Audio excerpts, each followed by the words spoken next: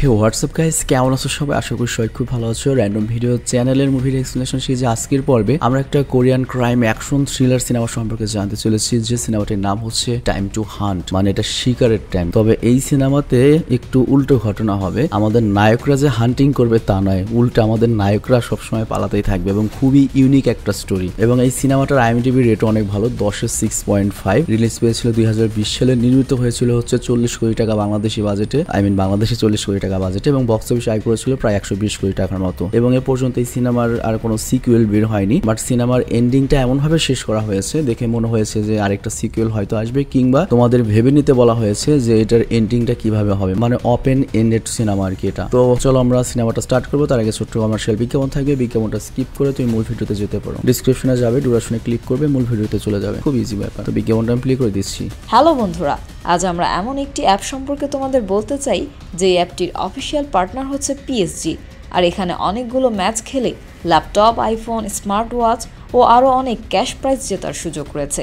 আর এই অ্যাপটিতে সকল ধরনের লাইভ ম্যাচের রেজাল্ট দেখতে পারবে এবং এই ম্যাচের স্কোর অনুমান করে গেমও খেলতে পারবে, যেমন কোন টিম জিতবে, কোন টিম কত রান করবে, কে সর্বোচ্চ স্কোর করবে। এছাড়া বিভিন্ন ধরনের গেম রয়েছে, সেগুলো খেলেও ইনকাম করতে পারো।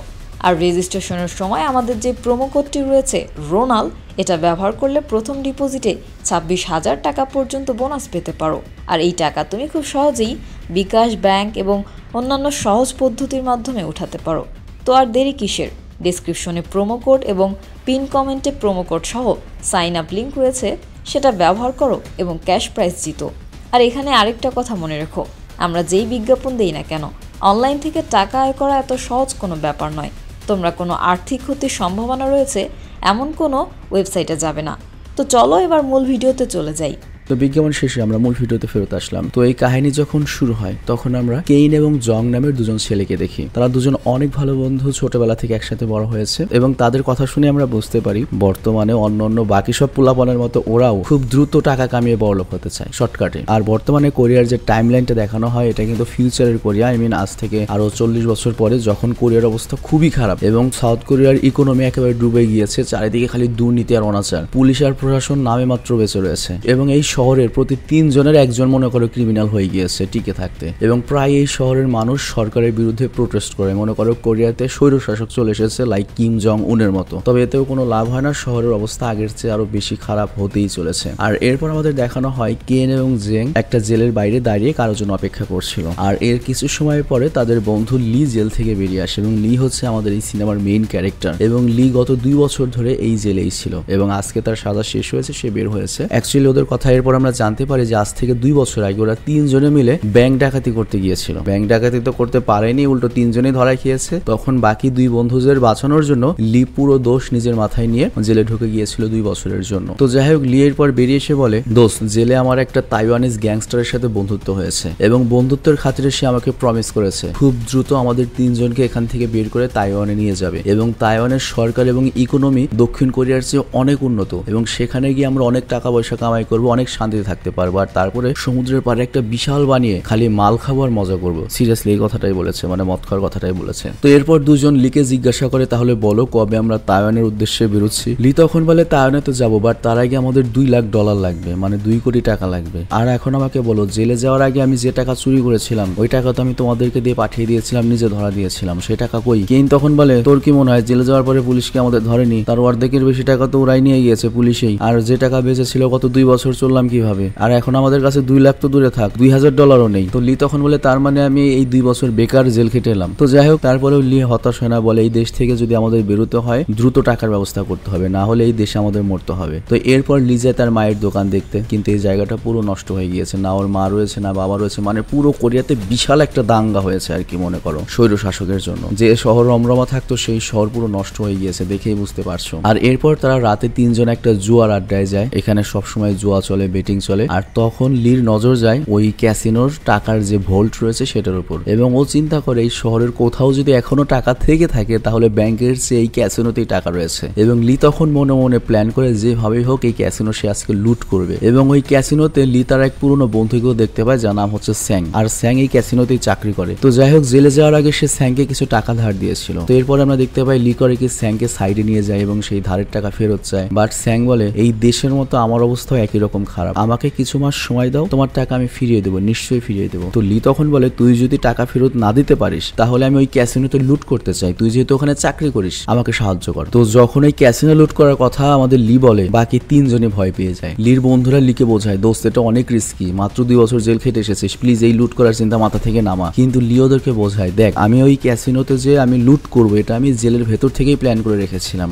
এবং এরপর সে তিনজনকে প্ল্যান বোঝায় এবং বলে জেলে আমি এমন একটা লোকের সাথে পরিচিত হয়েছি যে ইলিগাল ভাবে অস্ত্রের স্মাগলিং করে এবং তার সাহায্যে আমরা বেশ কিছু অস্ত্র পাবো। আর তাছাড়া ওই ক্যাসিনোর সিকিউরিটি সিস্টেম অনেক উইক, আর এই অস্ত্রের সাহায্যে আমরা আরামসে ওখানে লুট করতে পারবো। আর তারপরে ওই লুট করা মালের কিছু অংশ সেই অস্ত্র সাপ্লায়ারকে আমরা দেবো, আর আমরা যার যার মতো টাকা ভাগ করে তাইওয়ান চলে যাব। তবে লির এত বোঝানোর পরও ওরা তিনজন এই কাজ করতে সাহস পাচ্ছিল না। আর লি তখন বলে শালা আমাকে বল আমাদের হারানোর আছে কি, আমরা যে জীবন কাটাচ্ছি এর চেয়ে লাইফ আর কত খারাপ হতে পারে। তো লির কথা শুনে বাকি দুজন রাজি হয়ে যায়, কিন্তু কেন মানে সবচেয়ে সুন্দর যে ছেলেটি ও আর রাজি হয় না, কারণ ওদের চারজনের মধ্যে শুধুমাত্র কেনের বাবা মাই একমাত্র বেঁচে রয়েছে, বাকি তিনজনই এতিম। তো পরের দিন আমরা দেখতে পাই জং কেনকে বোঝায় দেখ আমাদের লিকে এই কাজে সাহায্য করা উচিত, এবং ও কেনকে মনেও করিয়ে দেয় যে আজ থেকে 2 বছর আগে লি কিন্তু আমাদের জেল থেকে বাঁচানোর জন্য সকল দোষ নিজের উপর নিয়েছিল। তো আজকেও আমাদের কাছে সাহায্য চাইলে আমাদের পিছু হটা উচিত হবে না। আর এই কাজ শেষ হলে আমরা তো সবাই তাইওয়ানে সেটেল হয়ে যাব, তুই তোর মা বাবাকে নিয়ে তাইওয়ানে আরামসে থাকতে পারবি, এই ঘোরার দেশে থাকতেই হবে না। তো মনে থেকে যদিও কেন এখনো রাজি ছিল না বা রেডি ছিল না এই কাজ করার জন্য, তবে তারপরেও বন্ধুকে সঙ্গ দেওয়ার জন্য সেই লুটের প্ল্যানে সামিল হয়ে যায়, এবং এটাই ওর লাইফের সবচেয়ে বড় একটা ভুল ছিল। তো এর পরের কিছুদিন ওরা করে কি ক্যাসিনোতে চুরি করার প্ল্যান গুলো করতে থাকে, এবং তারা ঠিক করে তারা টাকা চুরি করার পাশাপাশি ওখানে যত সিসিটিভি ফুটেজ রয়েছে এবং যত হার্ড ডিস্ক রয়েছে তাও চুরি করবে, যাতে পরে যখন পুলিশ ইনভেস্টিগেশন করতে আসবে তারা যেন কোনো ফুটেজই না পায়। এবং স্যাংয়ের সাহায্যে তারা জুয়ার আড্ডা বা ওই ক্যাসিনো সম্পর্কে সবকিছু স্টাডি করে এবং কিছুদিনের মধ্যেই তারা চুরির প্ল্যানটাও রেডি করে ফেলে। তো এরপর লি তার বন্ধুদের নিয়ে সে অস্ত্র সাপ্লায়ারের কাছে যায় যার সাথে তার জেলে পরিচয় হয়েছিল। তো লি ওই লোককে পুরো প্ল্যানটা বলে এবং তার কাছ থেকে কিছু অস্ত্র ধার চায়। লোকটা বলে মাগনা তো হয় না, কিছু টাকা তো দিতে হবে। তো কিছু টাকার বিনিময়ে লোকটা অস্ত্র দেয় এবং ভাগে থাকে আর কি। আর এরপর দেখা যায় ওরা চারজন চুরি করার জন্য বের হয়, কিন্তু সেই ক্যাসিনোর আড্ডায় যাওয়ার আগেই ওরা চারজন খুব নার্ভাস ছিল, হাত পা কাঁপছিল। তো তারপরেও কোনো রকম ওরা ফাইনালি ক্যাসিনোর ভেতর ঢুকে পড়ে এবং সেখানে গিয়ে অস্ত্রের মুখে সবাইকে কন্ট্রোলে নিয়ে নেয়। কিন্তু তখন সেখানে কাজ করা একটা মহিলা একটা গোপন অ্যালার্মের বাটনে প্রেস করে দেয়। আর এখানে লোকে এই ক্যাসিনোর নিরাপত্তা কিন্তু পুলিশ বা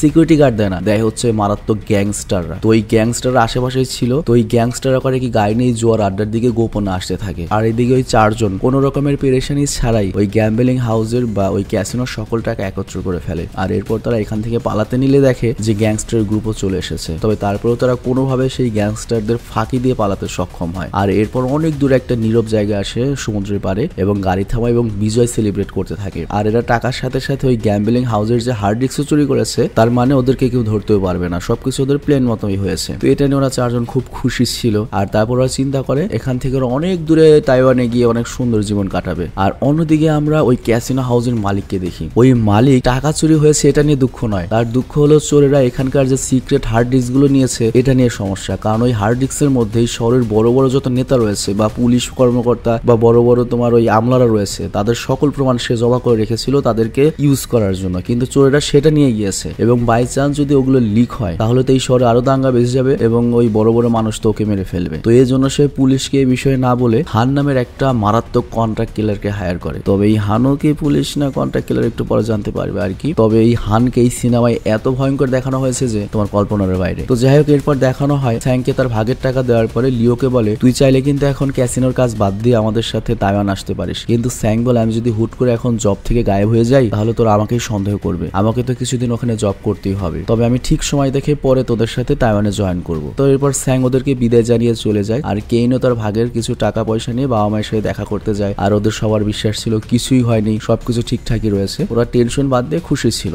আর ওইদিকে আমরা দেখতে পাই কন্ট্রাক্ট কিলার হান তার কাজ শুরু করে দিয়েছে। প্রথমেই সে যায় হচ্ছে অস্ত্র সাপ্লায়ারের সাথে দেখা করতে, কারণ ও জানতে পেরেছে যে ওইখানে কি ধরনের অস্ত্র ইউজ হয়েছে এবং ওই অস্ত্র কার কাছে পাওয়া যায়, সেই হিসাবে এই অস্ত্র সাপ্লায়ারের কাছে এসেছে। তো হান তাকে জিজ্ঞাসা করে আজ থেকে কিছুদিন আগে তুমি কি কিছু লোককে তোমার অস্ত্র দিয়েছিলে যারা ক্যাসিনো হাউসে লুট করতে গিয়েছিল। তো ওই লোকটি হানকে দেখে তো ভয় পেয়ে যায়, কারণ হান সম্পর্কে সে জানে, তবে তারপরে সে লি এবং তার বন্ধুদের ব্যাপারে কিছুই বলে না। তবে হান ওই লোকটির চেহারা দেখে বুঝে যায় যে এই লোকটি মিথ্যা বলছে। তো এই জন্য সে চুপচাপ প্রথমে সেখান থেকে বেরিয়ে যায়, কিন্তু কিছু মিনিট পরে ওই অস্ত্র সাপ্লাইয়ের সকল লোককে মেরে ফেলে। আর এটা দেখে ওই লোকটি এত ভয় পায় যায় সে হানকে লি এবং তার সকল বন্ধু সম্পর্কে বলে দেয়। আর তারপর হানের কথা শুনে ওই অস্ত্র সাপ্লাইয়ের গাড়িকে লিকে কল করে এবং বলে তুমি এই শহর থেকে ছেড়ে যাওয়ার আগে আমার সাথে প্লিজ একবার দেখা করে যেও ভাইয়া। কিন্তু ওই অস্ত্র সাপ্লাইয়ের ভয় পাওয়া কণ্ঠ শুনে লি বুঝে যায় ঘটনা ঘটে গিয়েছে, তবে লিও এটা বুঝতে দেয় না। আর এরপর আমরা দেখতে পাই হান করে কি ওই লোকটাকেও মেরে ফেলে এবং এর সাথে ওই পুরো অস্ত্র কারখানা বা অস্ত্রের দোকান ধামাকায় উড়িয়ে দেয়। আর এই দিকে আমরা দেখি লি করে কি স্যাংকে কল করে এবং জিজ্ঞাসা করে ক্যাসিনোতে সব কেমন চলছে, কোনো সমস্যা হয়নি তো? স্যাং বলে এখানে তো সব ঠিকঠাকই চলছে, আমি আজকেই কাজে ফেরত যাব। বাট স্যাং যখন সেই ক্যাসিনোতে হাউসে যায় ও বুঝতে পারে এখানকার সব লোক ওর দিকে আজব দৃষ্টিতে তাকিয়ে রয়েছে। তো স্যাংয়ের চোরের মতো পুলিশ ওর কাছে মনে হতে থাকে এমন নয় তো ওরা আমাকে সন্দেহ করতে শুরু করেছে। আবার এটার একটা বড় কারণও রয়েছে, কারণ যেই দিন ক্যাসিনোতে চুরি হয়েছে সেই দিন স্যাং কাজ করতে আসেনি। আর স্যাং এটাও দেখতে পায় যে এই ক্যাসিনো হাউসের কাজ করার লোকেরা বা গ্যাংস্টাররা লুকিয়ে লুকিয়ে পিছু নিচ্ছে। তো এই জন্য বাহানা করে দ্রুত বাথরুমের দিকে যায় এবং সঠিক সময় দেখে বাথরুমের জানালা দিয়ে লাফ দিয়ে পালিয়ে যায়। আর স্যাংকে এরকম ভয় পেতে দেখে এবং পালিয়ে যেতে দেখে ওদের সন্দেহ এবার বিশ্বাসে পরিণত হয় যে স্যাংও সেদিনের চুরিতে সামিল ছিল। তো যাই হোক স্যাং সেখান থেকে পালিয়ে সোজা সেই জায়গাতে যায় যেখানে লিওর জন্য কিছু টাকার একটা বন্দুক লুকিয়ে রেখেছিল। বাট সেখান থেকেও পালানোর আগেই হান আগে থেকে ওর জন্য অপেক্ষা করছিল। তো স্যাং তো হানকে দেখে ভয় পেয়ে যায়, সিন এখানেই কাট হয়ে যায়, মানে শেষ, স্যাং শেষ। আর এইদিকে দেখা যায় লিও অনেক দামি একটা হোটেলে রয়েছে, বাট একটা বাজে স্বপ্ন দেখে ওর ঘুম ভেঙে যায়। আর ও স্বপ্নটা দেখেছিল হচ্ছে স্যাংকে কেউ মেরে ফেলেছে। তো এই স্বপ্ন দেখে ও চিন্তিত হয়ে পড়ে আর টেনশন কমাতে ও হোটেলের বারে এসে বসে এবং মাল খায়। আর তারপর স্যাং এর নাম্বারে কল করে, কিন্তু তখনই ও অবাক হয়ে শুনতে পায় যে ওই ফোনের রিংটা এই বারের ভেতরে বাজছে। তো ওর আত্মা কেঁপে ওঠে আর তারপর ও চোখের সামনে হানকে দেখে এবং ভয় পেয়ে রুমের দিকে পালাতে থাকে। তো এখানে আমরা স্পষ্ট বুঝতে পারি যে হান স্যাংকে মেরে এখানে এসেছে। তো যাই হোক লি দ্রুত রুমে যায় এবং তার বন্ধুদেরকে এই বিপদ সম্পর্কে বলে এবং বলে নিজেদের জীবন বাঁচাতে দ্রুত আমাদের এখান থেকে পালাতে হবে, কোনো উপায়ই নেই। তো এরপর তারা তিনজন সকল টাকা পয়সা অস্ত্র নিয়ে পার্কিং এ রাখা ওদের গাড়িতে চলে আসে।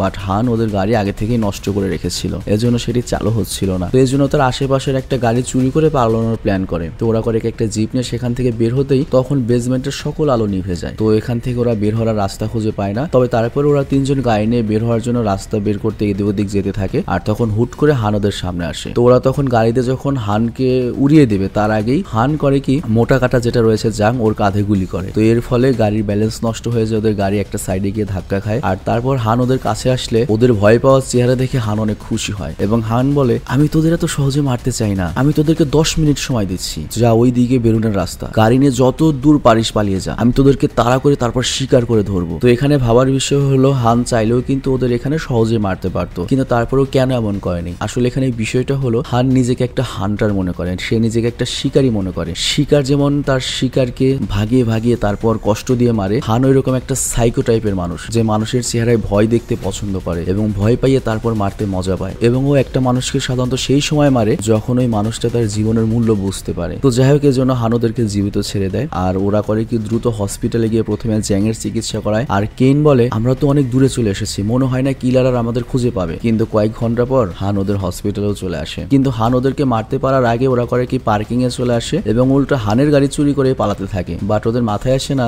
যে হানের গাড়িতে চাবি থাকবে কেন। তো যাই হোক এই গাড়িতে রাখা কিছু জিনিস দেখে ওরা বুঝতে পারে যে হান কোনো সাধারণ মানুষ নয়, সে নিজে একজন বড় পুলিশ অফিসার। এবং চিন্তা করতে থাকে এই পুলিশ অফিসার আবার কেমন পুলিশ অফিসার, ও কেন আমাদের মারতে চাইবে, ও আমাদের থানায় নিক, রিমান্ডে নিক, জেল করুক, ফাঁস করুক। তো যাই হোক এরই মধ্যে হান ওদেরকে কল করে। আর লি তখন বলে তুমি তো একজন পুলিশ অফিসার, তাহলে আমাদের গ্রেপ্তার করার বদলে এভাবে মারতে চাচ্ছ কেন। হান তখন বলে দেখ পুলিশ অফিসার হওয়ার আগে আমি একজন হান্টার আর তোরা আমার শিকার। লি তখন বলে প্লিজ তুমি আমার পিছু ছেড়ে দাও, তার বদলে আমরা ডাকাতের সব টাকা তোমাকে দিয়ে দেবো, বাপের জন্মে আর কখনো তোমার সামনে আসবো না, সারা জীবন আমরা তোমার ওই অন্য দেশে গিয়ে থাকবো, নয়তো সারেন্ডার করছি আমরা, আমাদের জেলে ভরে রাখো। কিন্তু হান বলে তুই এখনো মনে হয় পুরো বিষয়টা বুঝতে পারিসনি, তোদের চুরি করার টাকায় আমার কোনো ইন্টারেস্ট নেই, আমার কথা হচ্ছে তোদেরকে শেষ করার জন্য আমি কন্ট্রাক্ট পেয়েছি আর আমি আমার কাজ অবশ্যই শেষ করব। তোরা দেশ ছেড়ে দে, তোরা জেলে যা, কিন্তু আমার টার্গেট আমি কখনো মিস করবো না, আমি তোদের ঠিক খুঁজে বের করবো। বাট তোমাদের কি মনে হয় হান কেন ওদের এত পেছনে লেগেছে, ওদেরকে মারতেই হবে কেন? অ্যাকচুয়ালি ওদের কাছে হার্ড ডিস্ক রয়েছে। তো হান এত চালাক যে ওদের ওই হার্ড ডিস্কের ব্যাপারে কিছু বলে না, কারণ হান জানতো যদি একবার ওদেরকে ওই হার্ড ডিস্কের ব্যাপারে বলে তাহলে ওই ছেলেরা বুঝে যাবে যে হার্ড ডিস্কের বিনিময়ে আমরা বাঁচতে পারবো। আর যেহেতু ওদের মাথায় এটা আসেনি তো এই জন্য হানও এটা বুঝতে দিচ্ছে না। আর ওইদিকে আমরা দেখি পুলিশ হসপিটালে গিয়ে হানকে গ্রেপ্তার করে, কিন্তু কিছু সময়ের মধ্যে হান ছাড়াও পেয়ে যায়, কারণ কারণ হানের ওপরে যেসব পুলিশ চিফরা ছিল তারা সবাই ছিল হানের সাপোর্টে এবং সবাই ছিল এখানে করাপ্টেড। আর এদিকে আমরা দেখি লি আর তার বন্ধুরা পুরো রাত ড্রাইভিং করার পরে এমন একটা জায়গায় পৌঁছায় যেখানে কেউ থাকে না। আর তারপর লি করে কি তার তাইওয়ানের বন্ধুকে কল করে এবং বলে, দোস্ত আমি তো টাকার ব্যবস্থা করে ফেলেছি, দ্রুত আমাদের এখান থেকে তাইওয়ানে পাঠিয়ে দাও। তো ওই লোকটা তখন বলে, কম পক্ষে 2 দিন সময় লাগবে, তোমরা 2 দিন লুকিয়ে নিজেদের বাঁচিয়ে রাখো, আমি নিজে গিয়ে তোমাদেরকে বের করে নিয়ে আসবো। তো এর মধ্যে আমরা কাই নামের একটা গ্যাংস্টারকে দেখি। তো এই কাই নামের আবার যে গ্যাংস্টার সে হচ্ছে ওই অস্ত্র সাপ্লাইয়ের বড় ভাই যাকে কিছুদিন আগে হান খুন করেছে। তো কাইও তার ভাইয়ের মৃত্যুর বদলা নেওয়ার জন্য অনেক ক্ষেপে রয়েছে আর সে এটাও জানে এটা হানের কাজ এবং সে হানকে মেরে বদলা নেওয়ার জন্য তার লোকজন নিয়ে খুঁজছে। কিন্তু এরই মধ্যে কায়ের দোকানের একজন লোক তাকে কল করে বলে, আমাদের শপে বন্দুক আর বুলেট কিনতে কিছু লোক এসেছে। আর কাই সিসি ক্যামেরা দেখে বোঝা যায় এটা হান এসেছে, বাট কাই তার লোককে বলে, ওকে সন্দেহ হতে দিও না যে আমরা ওর বিষয়ে জানি, ও যা চাচ্ছ ওকে দিয়ে দাও, তবে তার পাশাপাশি ওর মেশিনের মধ্যে পিস্তলের মধ্যে একটা ট্র্যাকার লাগিয়ে দাও, ওকে আমরা শিকার করব। মানে এখানে সবাই শিকারী। আর অন্যদিকে আমরা দেখি ওই ক্যাসিনো হাউসের গুন্ডারা কেইনের ঘর দখল করে নিয়েছে এবং ওদের বাবা মা তো প্রচন্ড ভয় রয়েছে। তো কেইন যখন তার মাকে কল করে এবং তাদের সম্পর্কে জিজ্ঞাসা করে, তো কেইনের মা তো এই কথাটা লুকায়, বাট কেইন তার মায়ের ভয় পাওয়া কণ্ঠ শুনে বুঝতে পারে কোনো গন্ডগোল হয়েছে, তার মা বাবা মহাবিপদে রয়েছে। আর এর জন্য কেইন ঠিক করে সে তার মা বাবাকে বাঁচানোর জন্য বাড়িতে যাবে এবং লিকে বলে, আমি আর এই কাজ কন্টিনিউ করতে পারবো না। আর সে গুড বাই বলে বাড়ির দিকে চলে যেতে থাকে। তো কেইন এখান থেকে চলে যাওয়ার পর এই দিনটা কোনোভাবে কেটে যায়, কিন্তু রাতে এখানে হান চলে আসে ওদের সবাইকে একবারে শেষ করে দেওয়ার জন্য এবং রাতের অন্ধকারে হান ওদের উপর গুলি করে। কিন্তু ওরাও এবার পালানোর বদলে সাহসিকতার সাথে হানের মোকাবেলা করে যে মরবই তো, শালার লড়াই করে মরবো। এবং এখানে ওরা লুকিয়ে লুকিয়ে গুলি করছিল, কিন্তু হানের সামনে ওদের নিশানা অনেক কাঁচা ছিল এবং একটা গুলি তো লির শরীরেই লেগে যায়, তবে ও মারা যায় না, মারাত্মক আহত হয় কারণ শরীরে তোমার বুলেট প্রুফ ভেস্ট ছিল। আর লিকে আহত দেখে লির বন্ধু জাং বা জেং মারাত্মক পাগল হয়ে যায়, ও বাইরে এসে এলো পাথরে গুলি করতে থাকে। বাট এই সুযোগে হান করে ওকে একটা হেডশট মেরে দেয় এবং জ্যাং ওখানেই আধা মরা হয়ে পড়ে। আর বন্ধুর এই অবস্থা দেখে লিও রাগ করে ফেলে এবং উল্টা পাল্টা গুলি চালায় হানের উপর। আর একটা গুলি ফাইনালি হানের কাঁধেও লাগে। আর তারপর সে করে কি তার আহত বন্ধু জ্যাংকে নিয়ে একটা গাড়ির পেছনে লুকায়, কিন্তু জ্যাং তখনই মারা যায়। আর জ্যাং এর মৃত্যুতে লি এত শক খায় যে, আর শক খাবেই না কেন, কারণ ওরা ছোটবেলা থেকে এক এতিমখানাতে বড় হয়েছে, ওরা দুজন আপন ভাইয়ের মতো। তো লির ভেতরে তখন ভয়টা মারাত্মক সাহসে পরিণত হয় এবং ও হানের উপর একটানা গুলি করতে থাকে। বাট হান উল্টো ওর উপর চড়াও হয় এবং লিকে বাজেভাবে আহত করে এবং ওর ভীত চোখ দেখতে ওর কাছে যায়। বাট লির ভেতরে এখন মরার কোনো ভয়ই ছিল না এবং ও ভয়ের বদলে বাহাদুরের সাথে হানের মোকাবেলা করেছে। তবে হান এখানে লিকে শেষ করার আগেই গ্যাংস্টার কাইতার লোকজন নিয়ে এখানে চলে আসে। আর এই কারণে লি প্রাণে বেঁচে যায় এবং ওরা সবাই হানের উপর গুলি চালাতে থাকে। আর এত লোকদের সাথে হান তোর মোকাবেলা করতে পারবে না, তো এই জন্য হান পালাতে থাকে। তবে হান লাস্টে নদীর পাড়ে গিয়ে যখন পৌঁছায় বা সমুদ্রের পাড়ে, তখন হান প্রায় মারাই বলবে। ওই মুহূর্তে হান করে কি কোনো রকমে সমুদ্রে লাফ দিয়ে পালিয়ে যায়। আর এর কয়েক মাস পরের সিন আমাদের দেখানো হয়, আমরা দেখি লি এখন বর্তমানে তাইওয়ানে চলে এসেছে এবং তার একটা ভালো বাড়ি রয়েছে, পাশাপাশি নিজস্ব দোকান রয়েছে। তবে সে তার বন্ধুদের মৃত্যুর কষ্ট এখনো ভুলতে পারেনি। আর এই জন্য সে প্রতিদিন বিচে গিয়ে পিস্তল দিয়ে শুটিং প্র্যাকটিস করে এবং লাস্ট কয়েক মাসে এত প্র্যাকটিস করার কারণে ওর নিশানা অনেক পারফেক্ট হয়ে গিয়েছে আর ও নিজে একটা হান্টার বা শিকারী হতে চায়। আর একদিন লির সেই তাইওয়ানিজ গ্যাংস্টার বন্ধু এসে বলে, হান কিন্তু এখনো বেঁচে আছে রে এবং আমার মনে হয় ও এখনো তোকে খুঁজছে। কিন্তু লি জানে না ওর আরেক যে সুন্দর বন্ধু ছিল কেন, যার বাবা মা আছে আর কি, ও মারা গিয়েছে না বেঁচে রয়েছে। তবে লির মাঝে এত সাহস ছিল না সে এটা খোঁজ করার জন্য কোরিয়া যাবে। তো এই জন্য লাস্ট কয়েক মাস ধরে টানা প্র্যাকটিস করছে একটা হান্টার হওয়ার, ওর টার্গেট ঠিক করার। তবে এরপরও একদিন ঠিক করে ও হানকে শেষ করবে, পাশাপাশি ওর বন্ধুর খবর জানতে ও কোরিয়া যাবে। কারণ লি জানে হান কখনো তার টার্গেট ছাড়ে না, সে আজ নয়তো কাল লিকে খুঁজতে খুঁজতে এখানে চলে আসবেই। তো এই জন্য লি নিজেই যাবে কোরিয়া, মুখোমুখি হবে হানের, এবং যদি বন্ধু বেঁচে থাকে তাহলে তো ভালো, আর যদি না বেঁচে থাকে সেটার প্রতিশোধও নেবে। এবং লাস্টে আমরা দেখতে পাই হান পুরোপুরি রেডি হয়ে অস্ত্র নিয়ে একটা বোটে করে কোরিয়ার উদ্দেশ্যে রওনা হয়। আর এখানে এই সিনেমাটি শেষ হয়। তো যাই হোক, যেমন বলেছি এটা একটা ওপেন এন্ডেড মুভি এবং এখানে শেষ পর্যন্ত একটা বিষয় ক্লিয়ার করা হয়নি যে কেন নামে যে ওই সুন্দর বন্ধুটা ছিল বেঁচে আছে না মারা গিয়েছে, এবং লিকে অ্যাকচুয়ালি কোরিয়াতে গিয়ে হানকে মেরে তার বন্ধুদের মৃত্যুর বদলা নিতে পেরেছিল কি পারেনি। তো সিনেমাটা অ্যাকচুয়ালি এমন ভাবে শেষ করেছে যে হয়তো এটার সেকেন্ড পার্ট আসলে আমরা সেটা জানতে পারবো, কিংবা যদি সেকেন্ড পার্ট না আসে তাহলে আমাদের ভেবে নিতে হবে আর কি যে হয়তো লি পেরেছে। তবে সিনেমাটা আমার কাছে যথেষ্ট ভালো লেগেছে, ব্যবসায় সফল ছিল, IMDb রেটও ভালো, আমার মনে হয় তোমাদের কাছেও ভালো লেগেছে। তো এটার যদি সেকেন্ড পার্টটা আসে সেটা ধুমধুমারও হবে আর কি, আর কোরিয়ানরা এটা করতে পারবে। এবং যেহেতু 4 বছর আগে সিনেমাটা এসেছিল, এখনো যেহেতু সেকেন্ড পার্ট আসেনি, তো মনে হয় না কখন এটার সেকেন্ড পার্ট আসবে। তো যাই হোক, তোমার কাছে কেমন লেগেছে সিনেমাটি কমেন্ট অবশ্যই জানাবে। ভালো থাকবে, সুস্থ থাকবে, টেক কেয়ার। আর গাইস, যারা ফুল ভিডিও দেখেছো তাদের জন্য একটা গুড নিউজ রয়েছে, সেটা হচ্ছে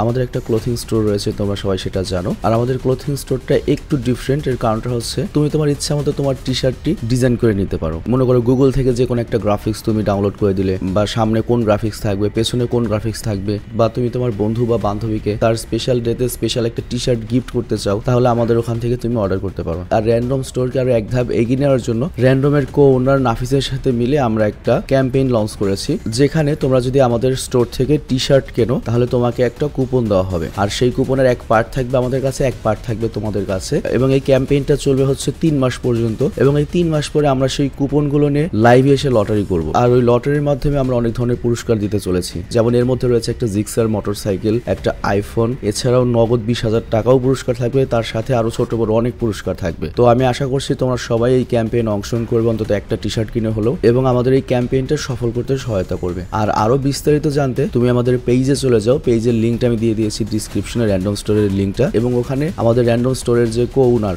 সে ভিডিওর মাধ্যমে সবকিছু তোমাকে বুঝিয়ে বলবে। তো রিকোয়েস্ট থাকলো তোমরা একবার র্যান্ডম স্টোরে যাও এবং সেখান থেকে পুরো প্রসেসটা জেনে নাও এবং অবশ্যই এই ক্যাম্পেইনটা সফল করো। তো আমি বিদায় নিচ্ছি, ভালো থেকে সুস্থ থেকো, টেক কেয়ার, বাই বাই।